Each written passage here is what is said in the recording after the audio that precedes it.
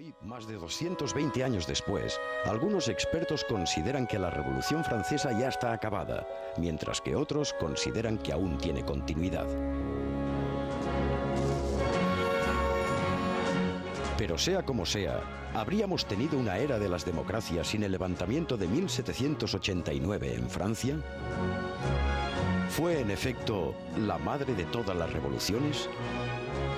¿Qué habría pasado si no hubiera tenido lugar la Revolución Francesa? Este motivo final corresponde a una secuencia de la mítica película de Abel Gance, Napoleón, de 1927, en la que los franceses cantan por primera vez el himno de la Marsellesa. Los tres invitados que nos acompañan hoy, desde su faceta de historiadores, son especialistas en el periodo histórico que nos ocupa. Sobre él han escrito numerosos libros y ensayos que abordan o bien la Revolución Francesa en su conjunto o aspectos y personajes concretos que adquirieron gran relevancia y protagonismo a partir de los hechos sucedidos en 1789. Así nos acompañan Lluís Roura, catedrático de Historia Moderna de la Universidad Autónoma de Barcelona, Irene Castells, historiadora, y Joan Tafalla, historiador. Muy buenas tardes a los tres y bienvenidos a esta mesa. Antes de entrar a analizar los hechos de 1789, me gustaría preguntarles si existe difusión e información suficiente, sobre todo desde los libros de texto escolares y académicos, respecto a la Revolución Francesa. Les apunto un dato. Cuando tuvo lugar el segundo centenario de la Revolución en 1989, un sondeo del diario Le Figaro mostraba que el 40% de los franceses ignoraba que Luis XVI hubiese sido guillotinado, y otra encuesta en Antenne revelaba que asimismo otro 40% de franceses creía que el general de Gaulle había jugado un papel importante durante la Revolución. ¿Cómo se explica un desconocimiento así sobre un hecho tan históricamente tan relevante? Pues justamente porque se abandonó, hubo un progresivo abandono desde antes de los años 80 en la enseñanza, y después vino el Bicentenario con muchas polémicas, la revolución sigue dividiendo a los franceses, y eso tampoco favorece la transmisión de la revolución y de la memoria. Y después del fracaso de las revoluciones del siglo XX y del muro de Berlín, la revolución aún ha sido más relegada de la enseñanza, de la simbología y de la cultura. Entonces la memoria de la revolución en estos momentos está en juego, porque durante el Bicentenario por lo menos hubo polémica. Es que ahora ni eso. Entonces yo agradezco a este programa que hayan elegido la Revolución Francesa, porque sigue siendo un acontecimiento fundamental de la humanidad y estamos intentando que la memoria no se pierda. Sí, bueno, yo creo que responde un poco también a una situación general en la que el análisis histórico parece que no se considera importante en nuestra sociedad, y es más cómodo seguramente para la sociedad y sobre todo para los poderes en la sociedad, es más cómodo que haya solamente estereotipos y que haya una memoria muy selectiva, en todo caso erudita, pero en ámbitos restringidos. El análisis profundo de los hechos clave fundamentales se está quedando marginado por un incomprensible abandono de las ciencias humanas en este sentido y de la historia en particular. Joan. Sí, efectivamente, yo coincido bastante en el análisis. Y creo que esto, Hobsbawm, el gran historiador británico, lo ha calificado como la destrucción del pasado. Es un fenómeno social que está pasando en estos momentos y que lleva a que la memoria histórica, haya una cesura en la memoria histórica, de manera que las generaciones nuevas no puedan incorporar el patrimonio de las generaciones anteriores. Con la Revolución Francesa aún más. Es un acto fundador de una etapa de la historia, la etapa de los derechos. Y por tanto, si liquidamos la historia de la Revolución, liquidamos la historia de los derechos, y es más fácil que la población olvide sus derechos. Sí, si me permites, yo creo que esto es importante, este abandono, en un momento en que se puede hallar muchísima información por Internet. Es decir, un momento en el que hay gran abundancia de información, pero que no se pone atención en establecer los criterios para valorar cuál es esta información que podemos obtener y cómo seleccionarla. Si no hay análisis, si no hay estudio, como ha habido hasta hace poco, pues evidentemente esta abundancia de sobreinformación lo que hace es desorientar todavía más. Pues vamos a facilitar un poco el trabajo de nuestros espectadores. Vamos a empezar explicando qué es y por qué surge la Revolución de 1789. Bueno, la Revolución de 1789, como todas las grandes revoluciones, no se organiza, estalla. Y estalla con una dosis de violencia importante en la medida que venía de una situación violenta heredada, que es el antiguo régimen.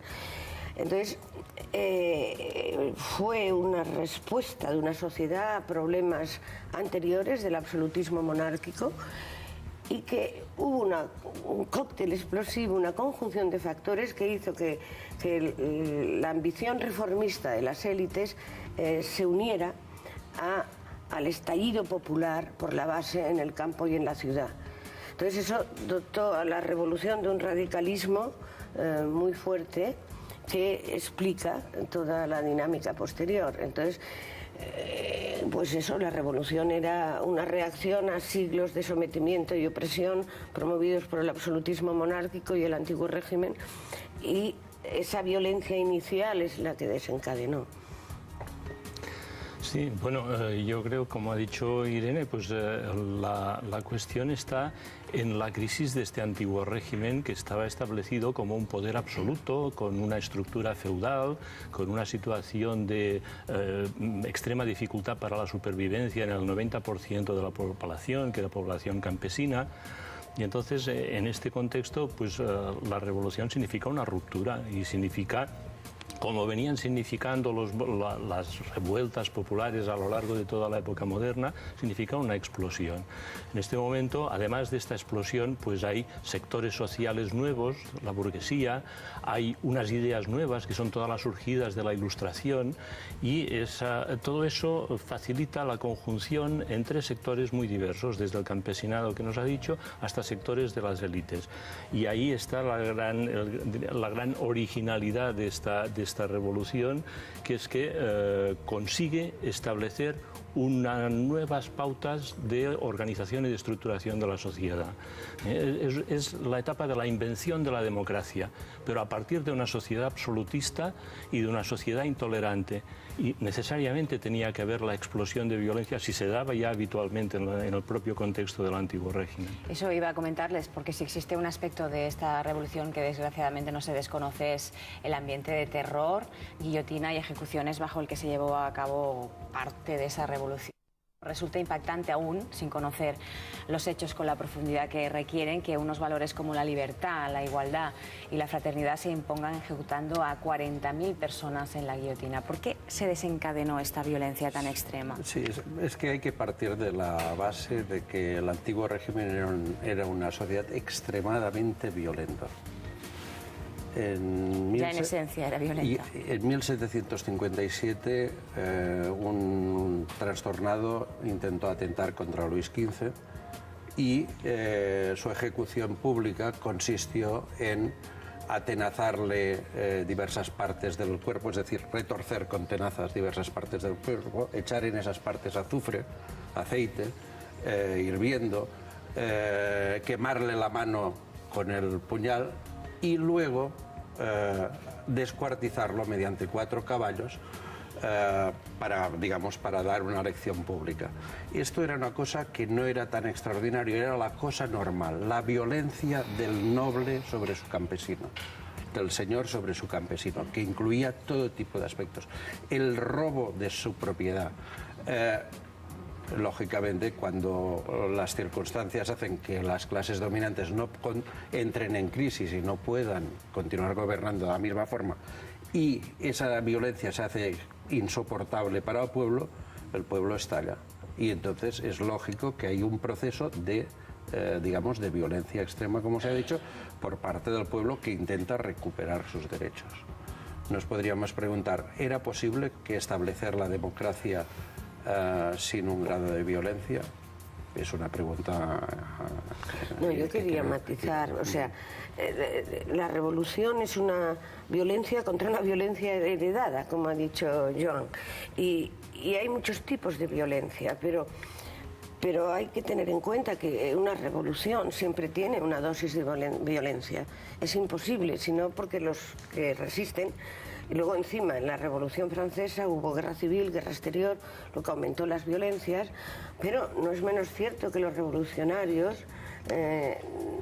intentaron siempre poner unos límites a la violencia y una racionalización de la justicia para que esa violencia heredada fuera canalizada. Lo que pasa que, claro, lo que más fácil es ver la caricatura de la Revolución Francesa que legisla para toda la humanidad y utiliza la guillotina, pero claro, eso hay que desmontarlo un poco. Yo hablo de la violencia, de las diferentes violencias. Otra cosa es el terror, que es otro. No hay que confundirlo con las violencias populares. Sí, no, yo, bueno, voy a entrar precisamente en lo que se llama el terror, que es una palabra que ahora a nosotros pues nos resuena de manera anacrónica porque el sentido de la palabra en el siglo XVIII pues era distinto del que tenemos nosotros ahora con toda la realidad del terrorismo actual, etcétera, ¿no? El terror es un periodo de excepción en el funcionamiento de las instituciones establecidas por el Parlamento de la Revolución, es decir, por la Convención. Y se establece un periodo en el que lo que se quiere es fundamentalmente controlar la violencia en la sociedad, que la sociedad deje de girar en torno a la violencia popular descontrolada y que la violencia sea una exclusividad del Estado democrático. Y entonces a partir de ahí se establece pues, un tribunal y se establece pues, un sistema de funcionamiento excepcional que gira en torno al Comité de Salud Pública, de Salvación Pública. Bueno, es un funcionamiento que yo quisiera remarcar que se desenvuelve dentro de un marco democrático, es decir, el Parlamento, que se llama Convención en aquellos momentos, la Convención controla, nombra, el Parlamento nombra a los miembros del Comité de Salud Pública y exige cuentas de ellos cada mes. Y además, cada mes renueva 4 miembros de este comité que está formado por 11. Es decir, hay un control absoluto por parte de la Convención respecto del Comité de Salud Pública, que es verdad que tiene muchos poderes porque prácticamente sustituye a los ministros, etcétera, ¿no? Pero el funcionamiento democrático no deja de funcionar, el control parlamentario no deja de funcionar. Y entonces, claro, hay la violencia del terror, pero yo creo que también se ha exagerado muchas veces sin tener en cuenta los datos concretos. El gran momento del terror, que son 7 semanas, entre junio y julio de 1794, se producen 1.366 sentencias de muerte. Claro, es mucho, pero comparemos un poco. ¿Qué pasó en Francia mismo, por ejemplo, a finales del siglo XIX, cuando la Comuna de París? Pues que la represión de Thiers, después de la Comuna, sentenció a muerte en una semana 23.000 personas. Claro, eso claro, hoy en día eso se diluye, bueno, ¿no? Hoy en día, entonces, claro, también. pero claro, luego si cogemos el terror en un sentido más amplio y lo abarcamos todo el año que va desde el 93 hasta el 94, pues tendremos 17.000 sentencias de muerte. Es mucho. Que sumado a las muertes accidentales y muertes por desnutrición, en malas condiciones, enfermedad en las cárceles, etcétera, podríamos llegar a los 40.000 muertos que se han mencionado anteriormente, ¿no? Es mucho. Pero claro, comparemos también si queremos sopesarlo, porque hay gente que ha dicho que esto es un genocidio, que esto es como Pol Pot, que esto es como el exterminio nazi. No tiene nada que ver. Un genocidio es otra cosa y el exterminio nazi es otra cosa. Si comparamos, pues nos podremos dar cuenta de que las ejecuciones franquistas son 40.000 personas. En menos tiempo que durante la Revolución Francesa incluso. Cuando la Revolución de 1789 trae por primera vez en la historia de la humanidad y define por escrito los derechos y obligaciones de gobernantes y gobernados. Sin embargo, se suceden nuevas insurrecciones, aparecen periodos de gobierno férreo como la dictadura de Robespierre y así hasta llegar al golpe de Estado de Napoleón. ¿Cuándo empiezan a notarse realmente las ventajas de esta revolución? Bien, la primera cuestión que habría que discutir es el concepto de dictadura aplicado al periodo en que Robespierre dirige la revolución.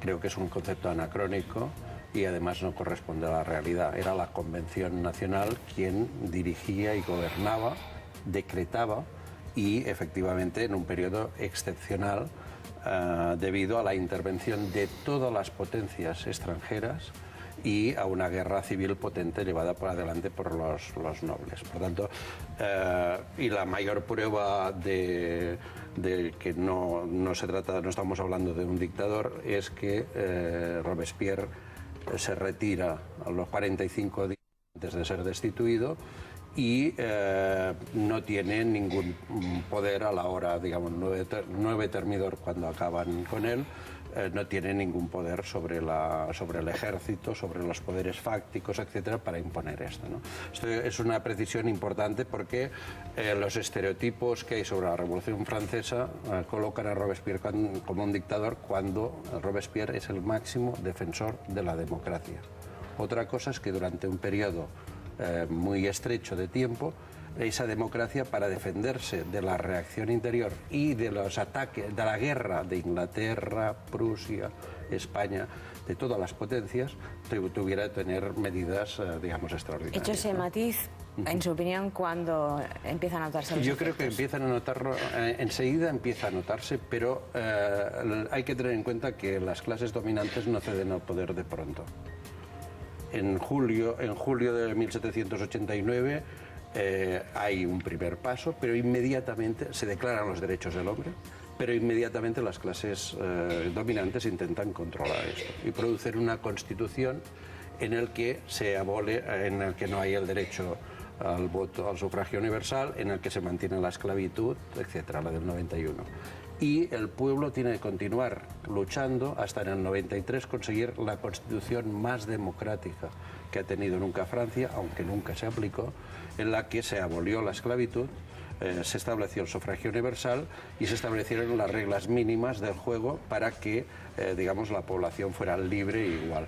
Por lo tanto, en el 93, si no hubiese habido las grandes intervenciones extranjeras, el pueblo hubiese empezado a gozar, digamos, de estas grandes ventajas. De todas maneras, eso es el análisis en profundidad, pero en grosso modo se puede decir que la Revolución Francesa inventó la democracia y que justamente ahora los franceses acaban de celebrar el nacimiento de su democracia en Versalles, donde estaban reunidos los diputados de los Estados Generales, en la sala del juramento del juego de pelota, de Jeu de Paume, que es donde se reunieron los diputados del Tercer Estado en junio, el 20 de junio de 1789, con bastantes del clero y menos de la nobleza, y decidieron no separarse hasta dar una constitución a Francia.